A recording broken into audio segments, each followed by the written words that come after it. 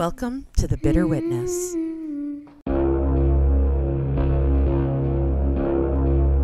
Don't be scared. This is a true crime podcast. Hello, I'm Rebecca, and I'm your host from The Witness Stand. We're going to be looking into all things freaky, spooky, and criminal. So if you're here for gardening tips, you're in the wrong place. Basically, if I think something's interesting, I'll probably talk about it. You're welcome to send me ideas or opinions for future shows or discussions. Stop by our website at thebitterwitness.ca. You'll find links to both our Facebook and Patreon page. Please help support the show. However, if you're an ass in your email, I probably will ignore you. You can send your ideas to thebitterwitness@gmail.com. From time to time, my bestie Vanessa will pop in and regale us with a story, but for the most part, it'll just be you and me. You need to know now, before we start this journey together, that I love a good tangent. On a more serious note, trigger warnings. I'm sure that each and every show will need a trigger warning, not just for you, but for me as well. Don't think you're the only one with baggage or trauma. We all have it, some more than others, but I always say, you need baggage to go on an adventure. As well, I have been known to kick out a wonderful curse word now and then, so don't be fucking shocked when it happens. With that said, let's get into the story for today, that of Ronald Gene Simmons. This man was a piece of shit. Scratch that. He was the mold on a rotting piece of shit. Trigger warning for this one, my friends. Murder, incest, child abuse, domestic violence. This one has it all. All of the references that I accessed for this story will appear in the show notes. But before we begin, I want to take a moment and acknowledge the victims in this case. There are several of them, and they deserve to have top billing. This mass murder has been labeled the worst family massacre in Arkansas history. However, it wasn't just family members that Simmons murdered. He also took the lives of people who he thought had wronged him in some way. So, to the many victims of this horribly tragic crime, I acknowledge you and I send my love to you wherever you may be. This is the story of the mass murder carried out by Ronald Gene Simmons in and just outside of Russellville, Arkansas in December of 1987. And since I know that Ronald Gene Simmons liked to be called Gene, I'm going to call him Ronald, because I hope it pisses him off while he burns in hell. Let's start at the beginning. Ronald Gene Simmons was born July 15th, 1940 in Chicago. That would make him a Cancer. Interesting. Honestly, I don't know that much about the zodiac, but I have known a few Cancers in my day, and that's all I have to say about that. His parents were William and Loretta Simmons.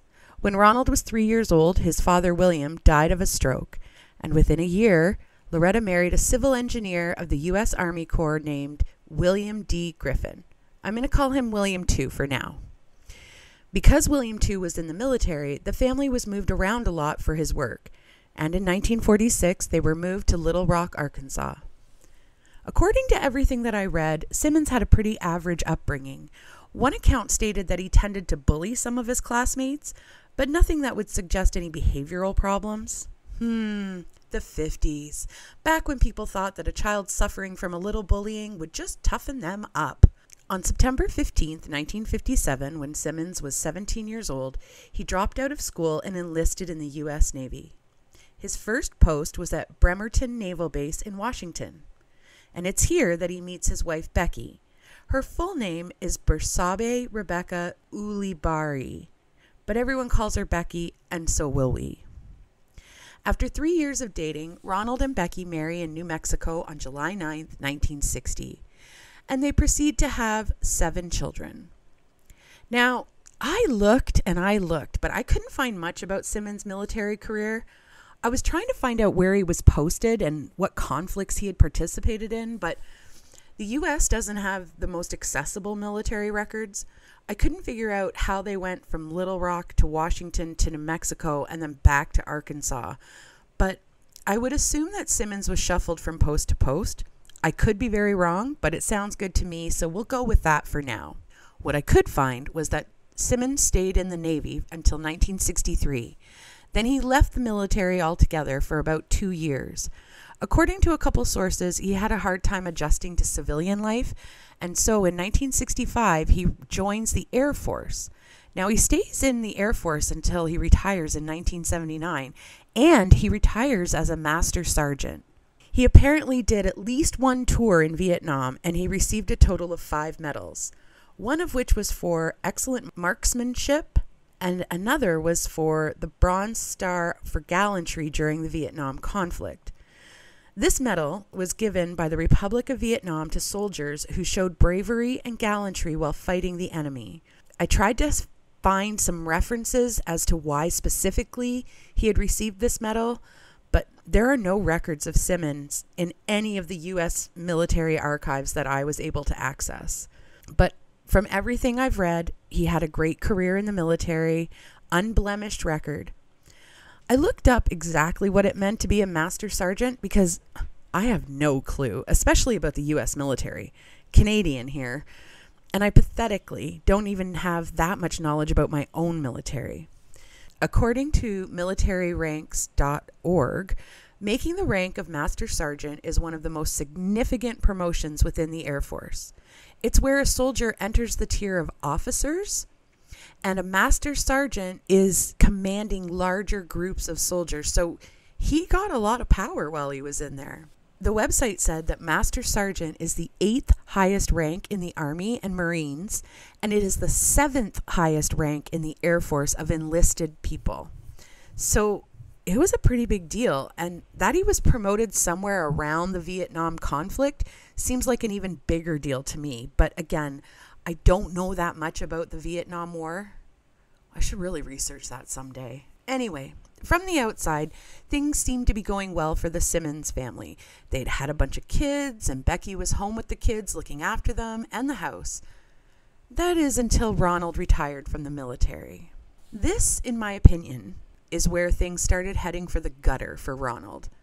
He was having trouble finding work or even keeping work. He worked as a records clerk for about 3 months.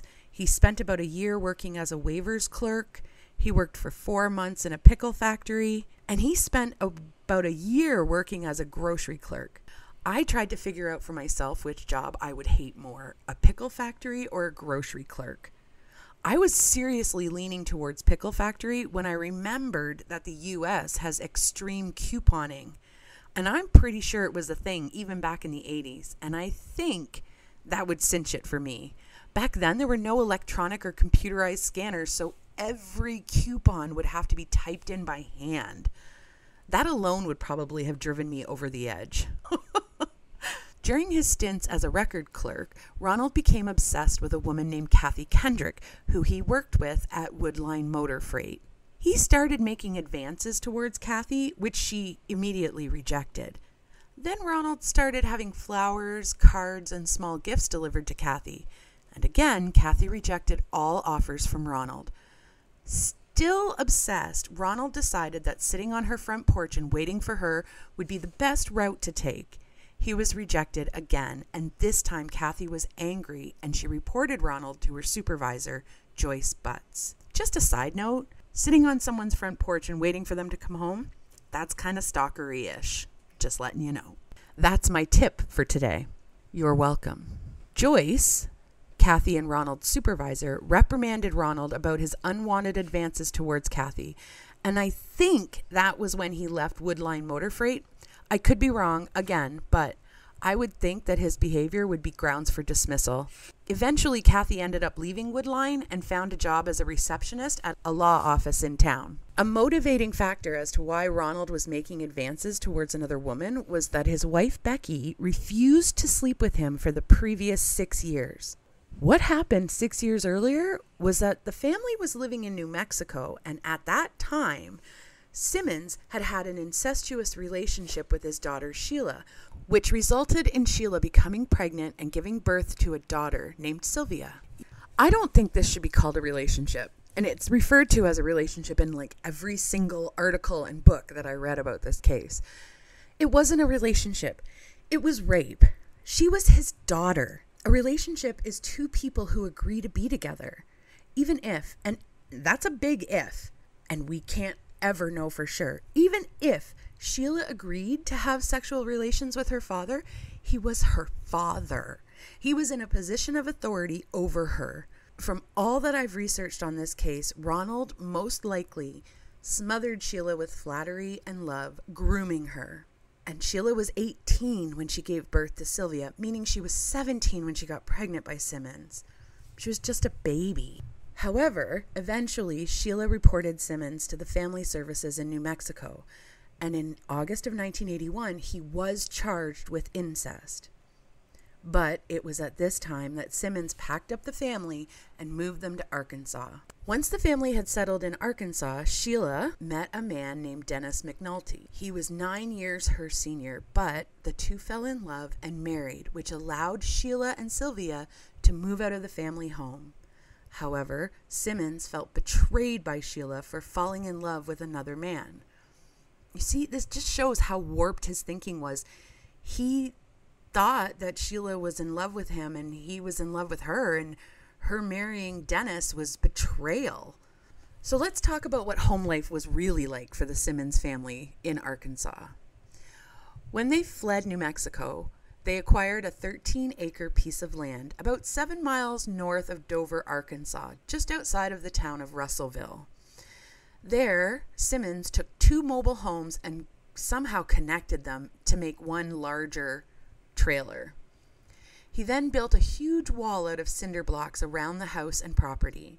The wall was 4 feet high in some places and has been reported by others to be up to 10 feet high in other spots. There were no trespassing signs along the wall. Basically, Ronald isolated his entire family from the world. Inside the home, there was no phone, no water, no heat. Simmons had the children dig large holes in the ground for outhouses.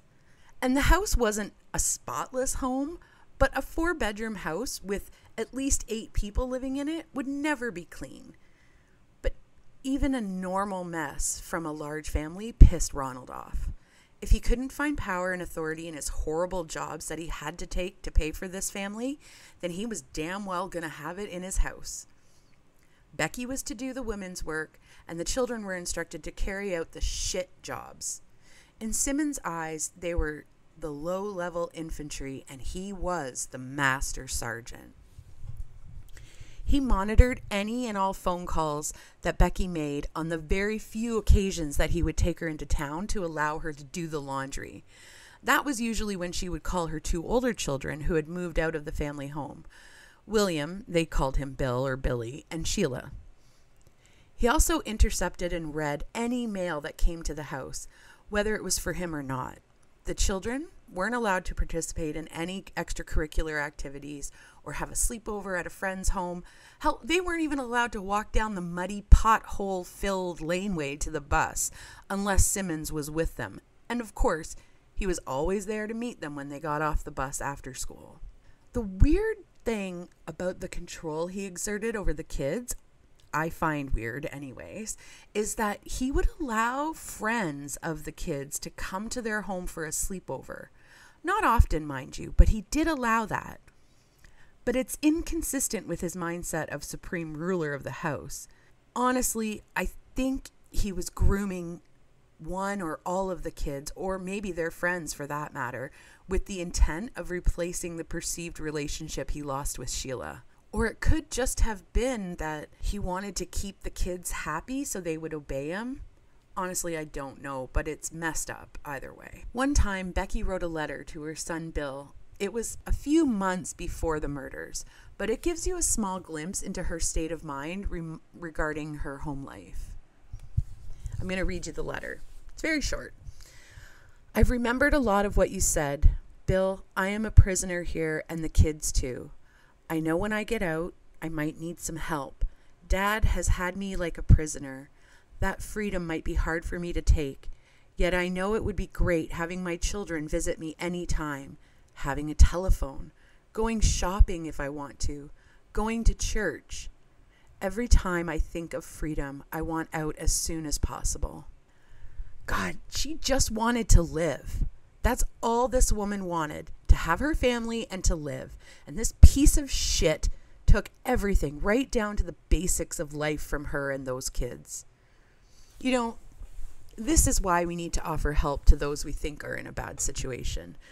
We as humans need to look out for each other. I mean, the least you can do is make a call to the police and ask for a welfare check.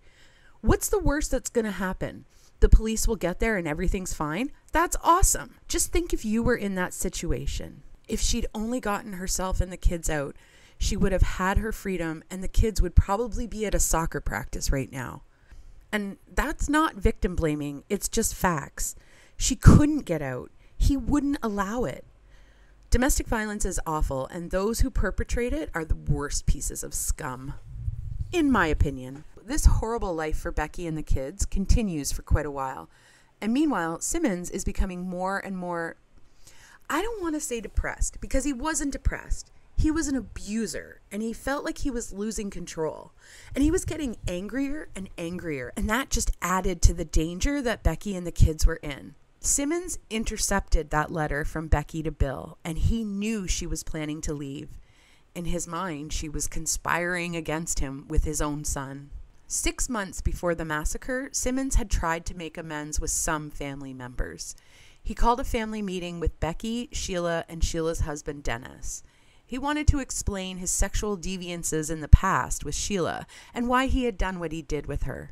He told them he wanted to mend the family ties that he had broken, that he wanted to have the love back in his family. Becky, Sheila, and Dennis sat quietly while Simmons gave his speech, but they were not swayed by Simmons' fake sincerity, and the three began applauding and laughing at Simmons' Oscar-worthy performance. This level of insult only enraged Simmons. Shortly before the massacre, Simmons decided to try again and win back his daughter Sheila. Even though he had made that huge apology speech to Becky, Sheila, and Dennis, it was all bullshit. He was still in love sexually with Sheila in his mind. And in his mind, she was his woman and he wanted her back. So he decided he would call and speak to her. He wrote out a script to follow while he was making the call. I'm going to read you that script because I think it's important to see how deviant his mind was. Now, as I read this, you'll hear the levels of manipulation that he spews on Sheila. But I think it's safe to assume that if he can play mind games at this level with his daughter, you can get a small idea of how bad it was for Becky and the other kids. So trigger warning, if you don't want to hear this, skip on ahead about 2 minutes. Oh, here we go. This is the script. I want to start by saying, honey, I love you. Please don't lie to me.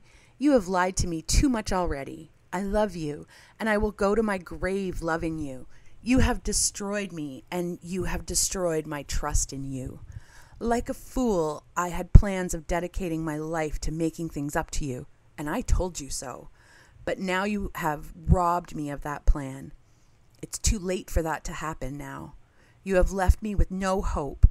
You were my sunshine. Now you've taken my sunshine away.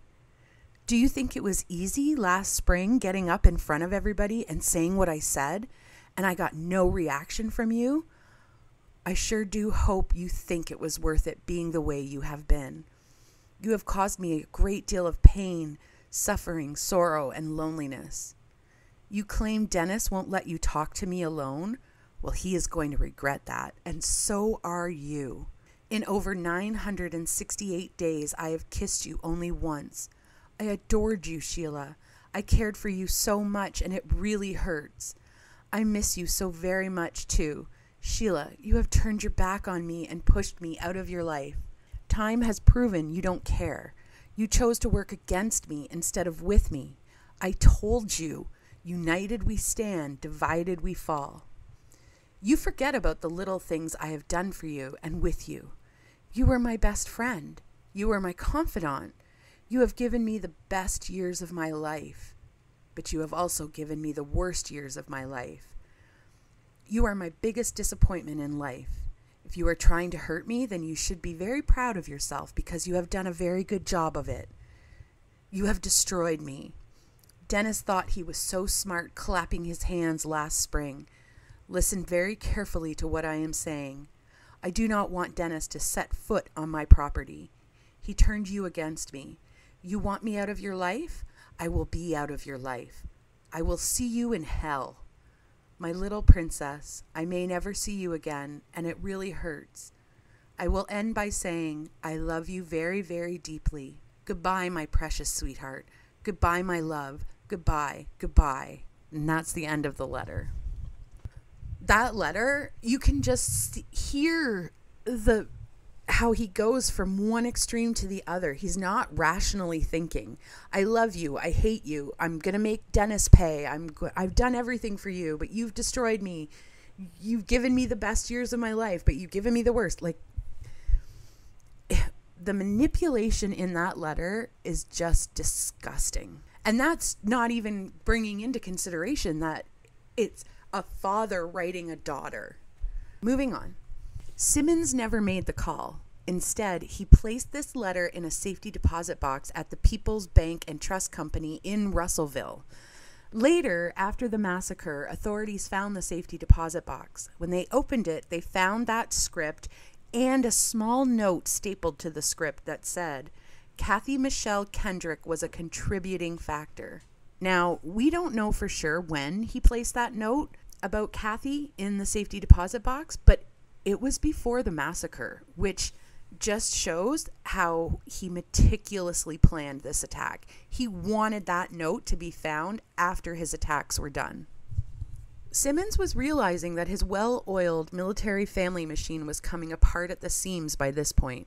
He felt that Becky and the kids were not showing the level of respect that he deserved as, quote, the man in charge. For Simmons, this lack of respect equaled insubordination, which for him as a military man was unacceptable and inexcusable.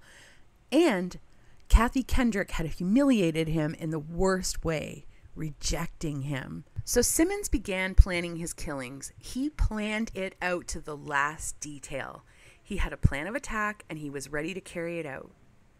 When Christmas time was approaching, Becky wanted the whole family there for the holidays. Simmons agreed and instructed Becky to invite Bill and his family and Sheila and her family over for the 26th, Boxing Day. Well, Boxing Day for us in Canada, at least. I don't think the U.S. has Boxing Day. If you live in the States, send me an email and tell me if you have Boxing Day there. Simmons told Becky and the kids that Christmas Day was going to be special as he had wonderful surprises for all the kids for Christmas, and he wanted that day just for them. Becky, most likely, was so thrilled that he was going to allow her to see her older kids and grandbabies that she probably didn't even think twice about it when she called Bill and Sheila to invite them the next time he allowed her into town to do laundry. The kids were so excited. Not only was Christmas going to be awesome, but they were going to get to see their siblings for once. So December 22nd came. This was the last day of school for the kids before the Christmas break. And in the morning, the house trailer was busy as usual. Becky making breakfast and lunches for the kids, making sure they were dressed and ready to go. Simmons supervising the chaos as usual and not lifting a damn finger to help. Such an asshole. Simmons walked the kids to the end of the driveway, and while they were waiting for the bus to arrive, Simmons informed them that he had a special surprise gift for each of them, and they would all get their gifts when they got home from school that day. He told them he got it for them because they had been so good at school and had been doing their chores as instructed. The kids were so happy, bouncing onto the school bus and waving to their father. Those kids had no idea what was coming. After the bus was out of sight, Simmons turned and walked back up the laneway to the house. As he entered the house, he saw Becky in the kitchen preparing another pot of coffee. He crept up behind her and smashed a crowbar twice into the back of her head. Becky fell to the ground unconscious. Next, Simmons made his way to the back bedroom. This was Becky's bedroom. Inside on the bed lay his granddaughter, Barbara, just 3 years old, having her morning nap. Simmons took a fish stringer and wrapped it around her neck 5 times and pulled with all his might until the little girl was gone. I could not find out who Barbara's parents were, but she is listed as having the last name of Simmons, so maybe she's one of the boys' children, but I don't think so. But a lot of the sources called her a granddaughter, so she very well could have been a granddaughter. Next, he made his way to his son's bedroom. Ronald Gene Jr., who was 26 years old. Simmons later stated that he took a pause beside Ronnie Jr.'s bed, just looking at him. Then Simmons brought the crowbar down to the back of Ronnie Jr.'s head. But Simmons knew that one strike to the head would not be enough to kill his adult son. So he took out a gun, a .22 caliber, and shot his son 5 times as he lay in the bed under the covers. Next, Simmons went back to the kitchen where he had left Becky unconscious on the floor. He bent down and shot Becky in the face twice with the same gun that he had just killed his own namesake. Simmons had to hurry and clean up the mess he had just made. He dragged the bodies out to one of the holes that the children had dug for an outhouse and placed the 3 family members inside the hole. According to some sources, the hole that the children had dug was 6 feet long and 5 feet deep, and that was about 40 yards from the house. Now that is way too big and way too close to the house for it to be an outhouse. This again just shows that Simmons had other intentions for that hole when he made the children dig it a few months before, and he had planned the murders well in advance. So Simmons went about his day tidying up the mess and disarray that he had caused. And when it was time for the other children to return from school, he hurried down the laneway to meet the bus. The 4 children, Loretta, who was 17, Eddie, 16, Marianne, 11, and little Becky, who was only 8, all rushed off the bus, not only elated that school was done for the Christmas break, but their father had promised them a special gift for being so good when they got home from school. Simmons kept his facade up with his children, smiling and teasing them about their special gifts as the children rushed up the laneway. When they reached the house, Simmons told 3 of the children to get into one of the broken down cars that were on the property so they could stay warm. He wanted the children to come inside one at a time so that the surprises weren't spoiled for them. He would hand out the surprises one at a time, starting with the youngest, little Becky. The other 3 children all clambered into the broken down car, while little Becky followed her father into the house. When they got inside, Simmons handed her a gift. As the wide-eyed little girl shred the wrapping paper as fast as her little hands could, Simmons came up behind her and wrapped the fish stringer around her neck and pulled with all the strength he could muster. Little Becky's body fell to the floor as she slowly passed away. But Simmons wasn't 100% sure little Becky was dead, so he carried her body to the bathroom, where he had spent hours lugging buckets of water to fill the tub. And he held her under the water until he was certain that she was dead. He did the exact same thing with the remaining 3 children, from youngest to oldest. Next was Marianne, then Eddie, and finally Loretta. Once Simmons was finished with this task, he dragged the 4 children's bodies out to the hole where he had laid his first 3 victims and placed the children in the now grave alongside their mother. This son of a bitch had made his children dig their own grave.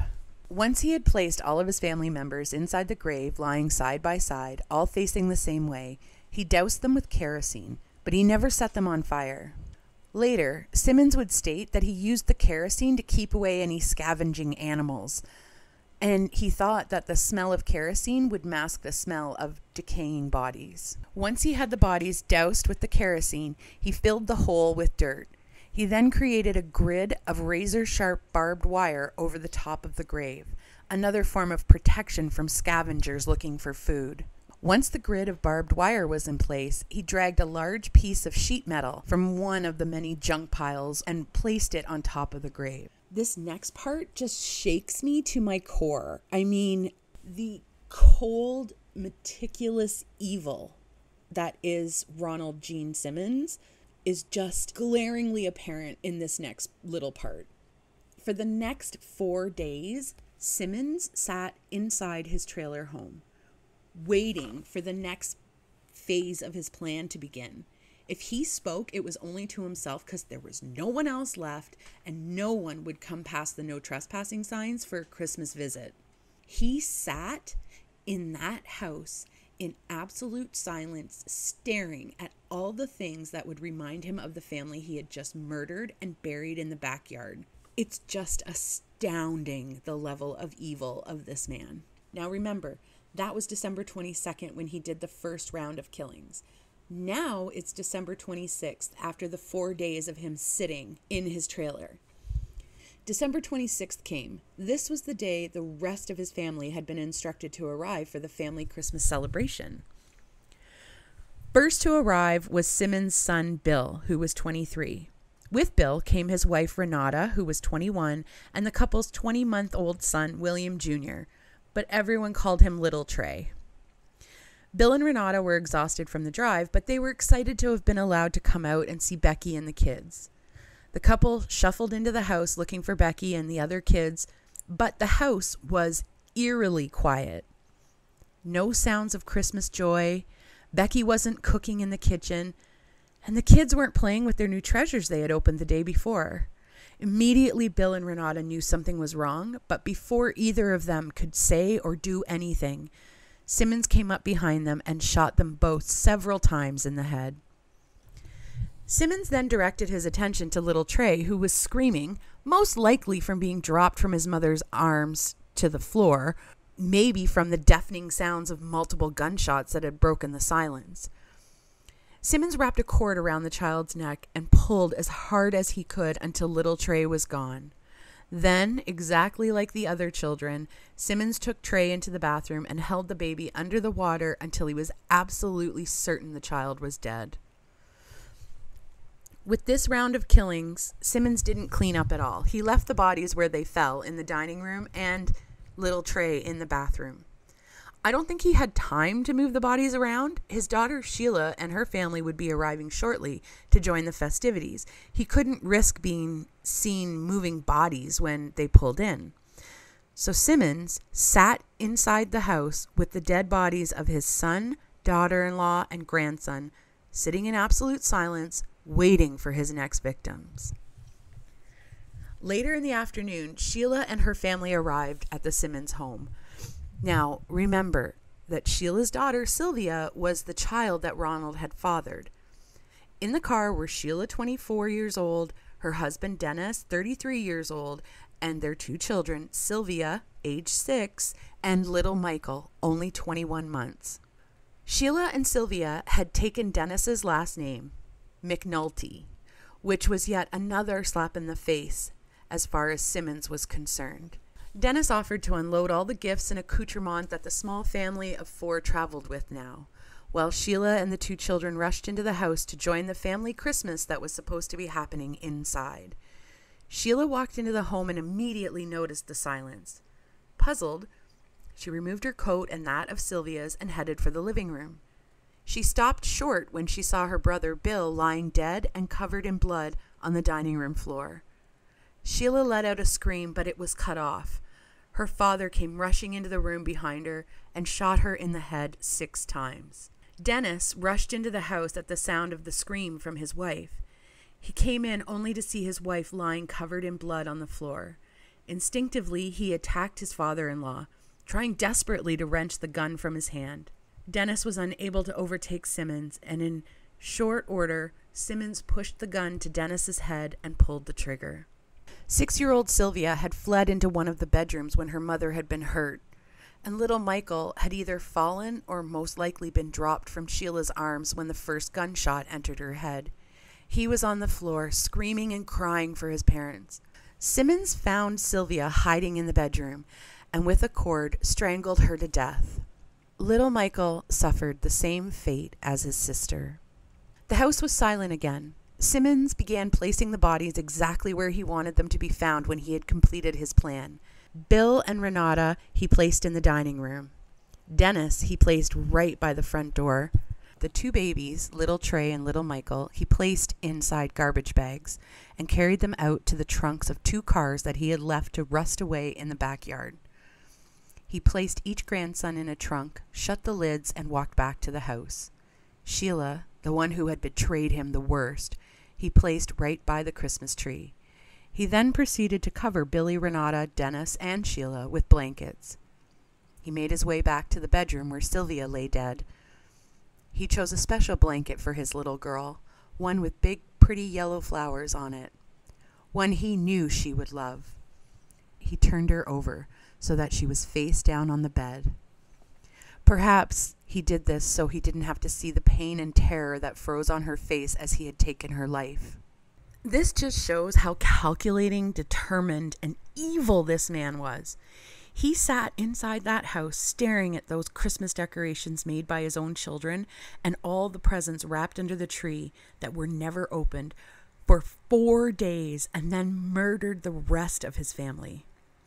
In my opinion, and this is just my opinion, I don't agree with those who say that Simmons just snapped and committed these murders. There is no way you snap and murder your wife and children, bury them in the backyard, and then sit and wait for 4 days for your next batch of victims to come to you as invited.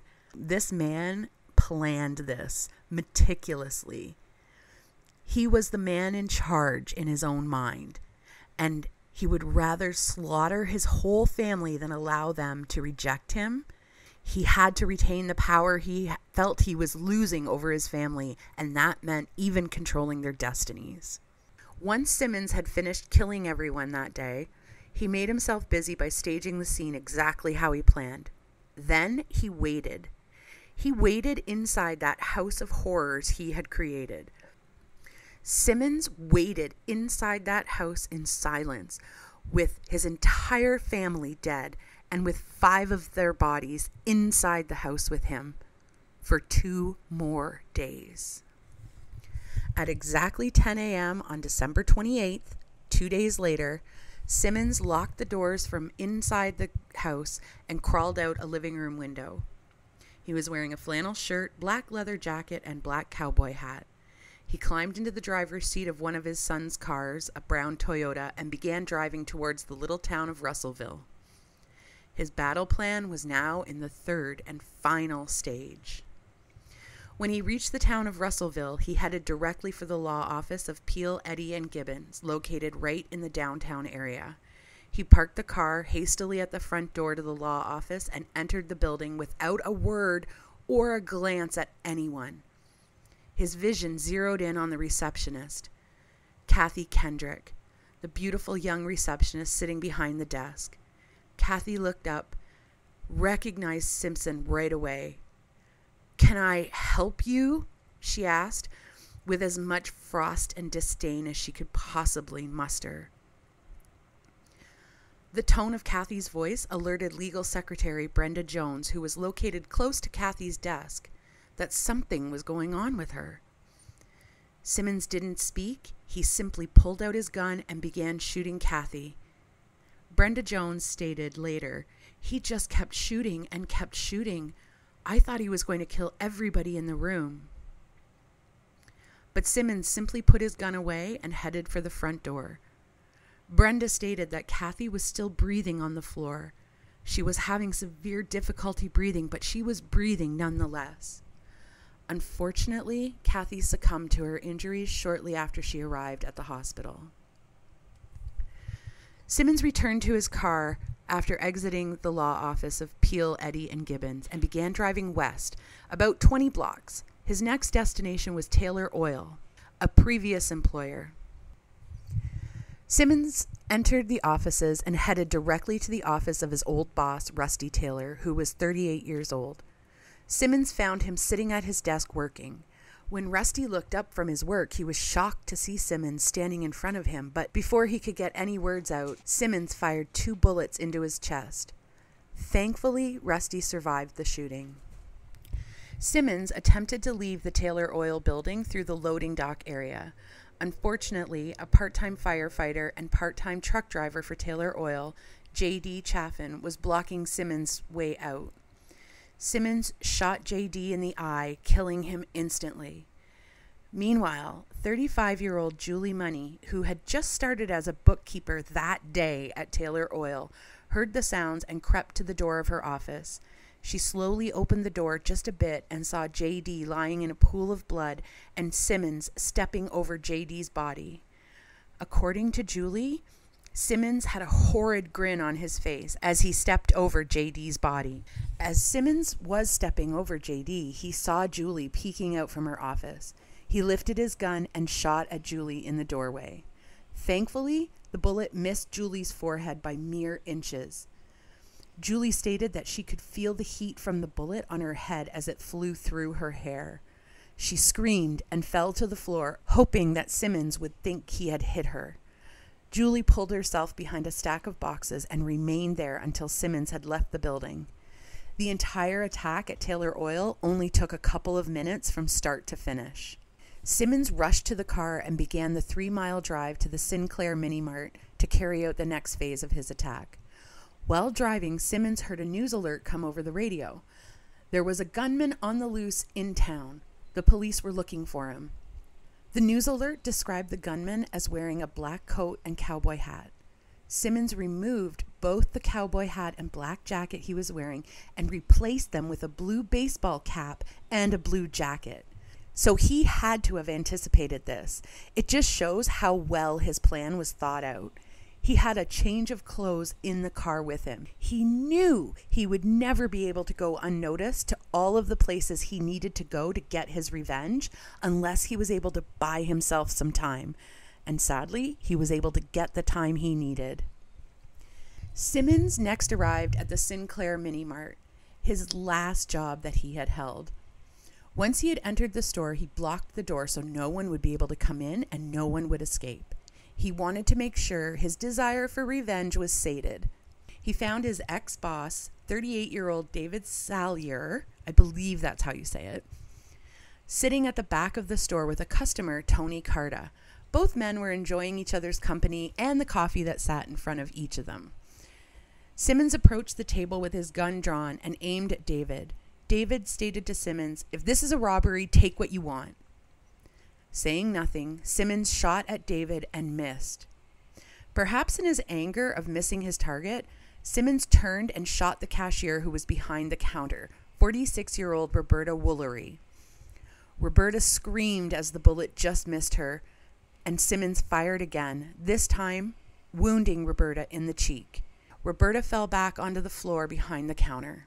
David Salyer grabbed a chair to shield himself and started in the direction of Simmons. Salyer would later state that just as he had started towards Simmons, Simmons turned back towards him and shot.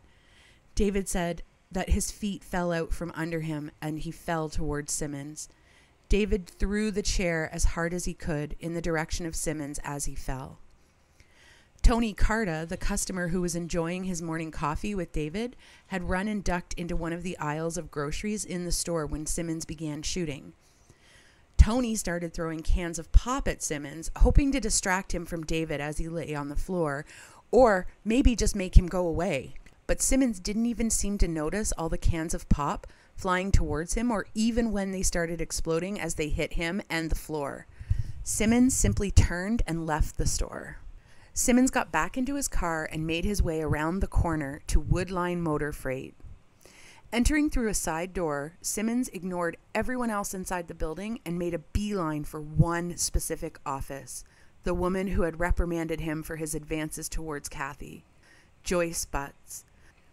She looked up from her desk just in time to see Simmons shooting 2 bullets at her, one in her heart and the second entered her head. Later, a witness in the office stated that the shooting happened so fast that Joyce didn't even have time to scream. Joyce Butts was 35 years old, and amazingly, she survived that shooting. However, she was left with a bullet at the base of her skull for the rest of her life. Simmons then made his way into the computer room and found Vicki Jackson, an accounts receivable clerk at Woodline Motor Freight, who had always been nice and somewhat friendly with Simmons.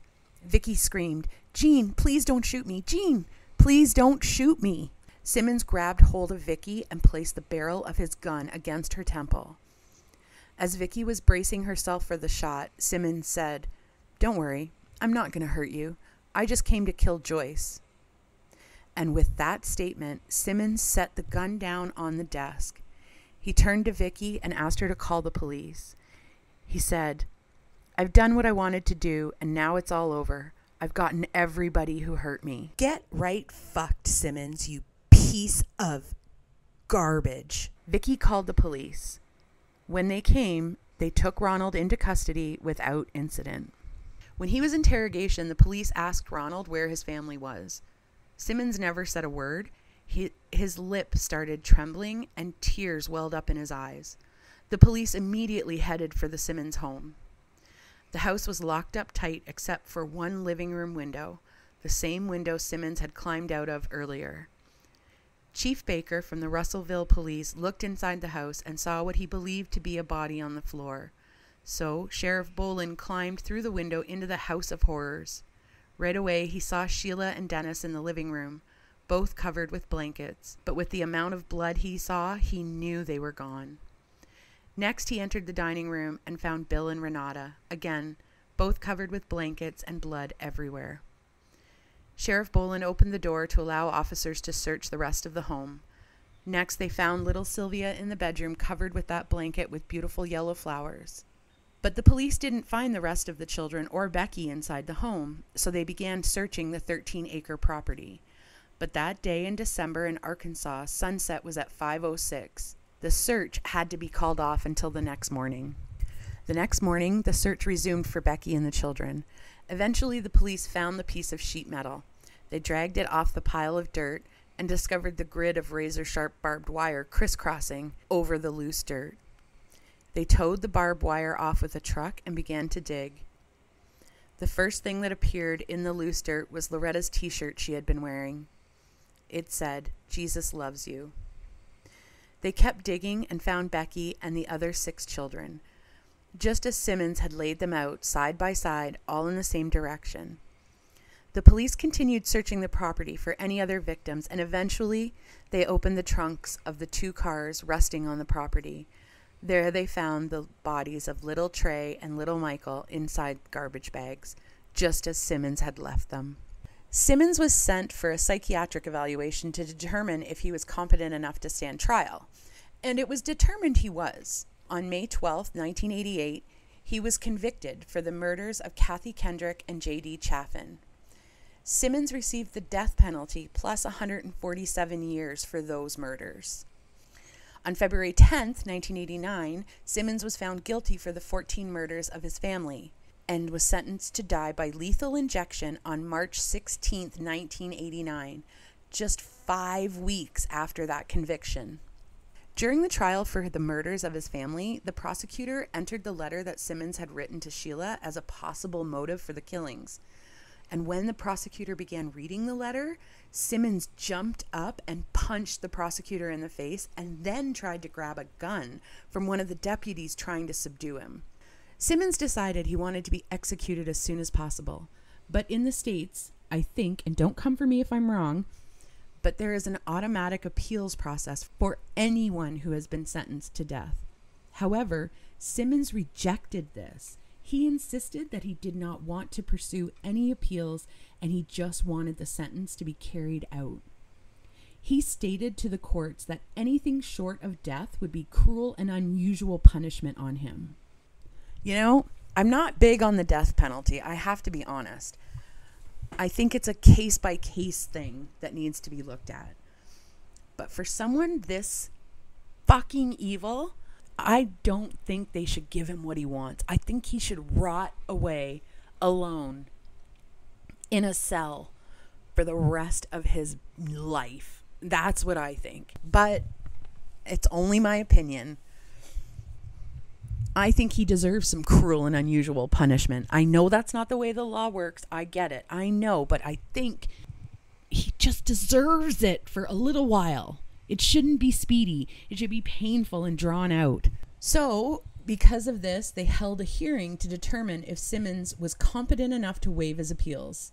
He was sent to the Arkansas State Hospital for a mental evaluation, and they determined that he was in fact competent enough to waive his rights to appeal the death sentence. On May 31st, 1990, then Governor Bill Clinton, yes, that Bill Clinton, signed Simmons' execution warrant, and on June 25th, 1990, Ronald Gene Simmons was executed by lethal injection. No one claimed his body, and he was buried in a potter's field in Lincoln County, Arkansas. Burn in hell, you piece of shit. That was quite the story to begin this podcast with, wasn't it? This man was completely competent. This was not a psychotic person going crazy and snapping and murdering people in his sight. He planned this out for months, if not years. And the level of manipulation that this man had over his family for all those years just astounds me. Again, I want to acknowledge the victims of this horrific, awful crime. I wish someone had have said something to help you before he got to that point. This brings us to the end of our first episode. I'd like to thank you if you've made it this far for listening, and I hope you tune in again to hear the next episode. Thank you for listening to my account from the witness stand today. Please be kind to each other and yourself. If you or someone you know is suffering from domestic violence or any of the scenarios discussed today, please reach out for help. There is help out there.